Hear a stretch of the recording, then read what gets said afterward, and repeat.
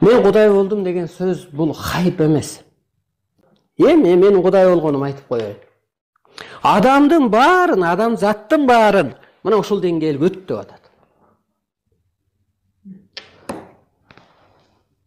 Карааныңан айланайын дегендей мен көзүмө көрүнүш көрүнүп, мен Теңир атаңмын деп.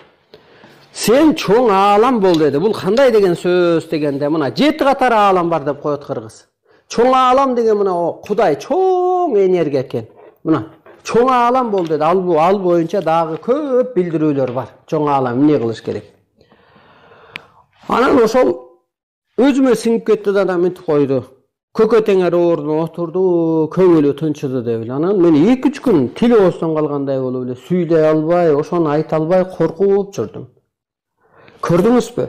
Ошол Теңир энергиясы менен Теңир Абдылдаевдин энергиясына ичине мындай телосуна киргени, анан 2020-жылдан баштап анан чоң бурулуш болот деп берилет бул китептерде.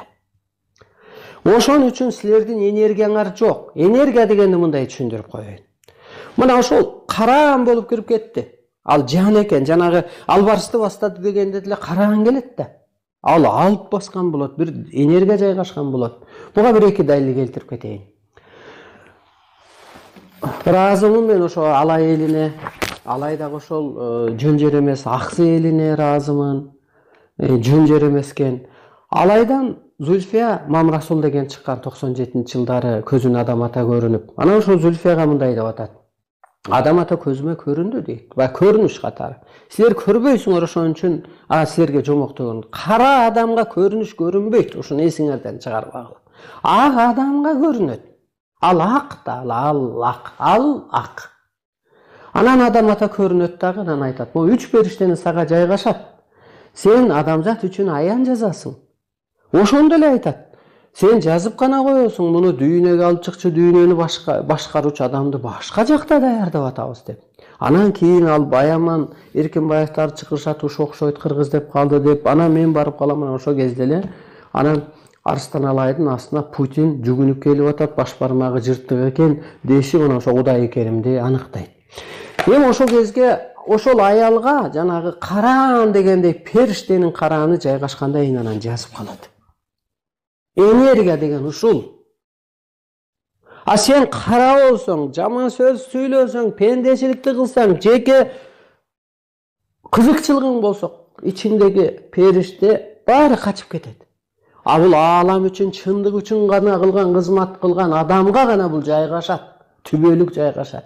Ошондо ал адам жашарат, нурданат, жана өлбөстүк болот десем таң калып атпайсыңарбы? Ал таң калыштуу эмес. Ал энергия жайгашкандан эртең кайра 5 жылдан же 10 жылдан Кудай кетип калбайт да. А мен мына ошол кийгенден бери тамак ичпейм. Нан жебейм, камыр жебейм, картошка жебейм. Бул эми чындык жашоо дешет. Нурданып атам, агарып атам мен. Көрдүңүзбү? Жашарса болот экен. Ошол сымал мына периште кийгени Зүлфия жазып калды. Дагы бир ошо мисал келтирейин. Аксыдан Эргешбай Ажыбаев деген аксакал бар. Ошо кишини Чештөбөгө алып бардым. Ада алам менен байланышат. Анан өз көзүм менен көрдүм. Барды ошо Чештөбөдө, Чештөө ушул жерге келеле, бу жерге деп эле кулап калды. Кармагыча эле кулап калды баары. Обморок кетти дегенде. Анан бир дем алып жатып 5 мүнөттөн сүрдө жазып калды. Ошо жердин энергиясы жана карааны касиети ошо кишини кие калат экен жазат экен. Ошол сыяктуу мени да Кудай энергиясы кийген. Айланайын урматтуу улуу журтум. Арсыналайын Кудай эмес, анан биз деле адам. Сен эмнени көрөсүң, эмнени билесиң? Же аламда маалыматың болбосо, же аң сезимиң өйдө болбосо, кимиң болсоң дагы. Мен Кудаймын деген, Арсылайдын Кудаймын деген жакпайт дейт көп адам. Жакпаса жакпасын, мен Сооронбайды кет дедимби, талабым аткарбайбы, Кудай катары мен шыпырып кое берем. Дүйнө жактырбайбы? Менин талабымды Америка аткарбадыбы? Табиатты карабак ал десем. Орус эли адамзатты карап болбосун. Мен талкалап кете берем. Мен кызматымды аткара берем.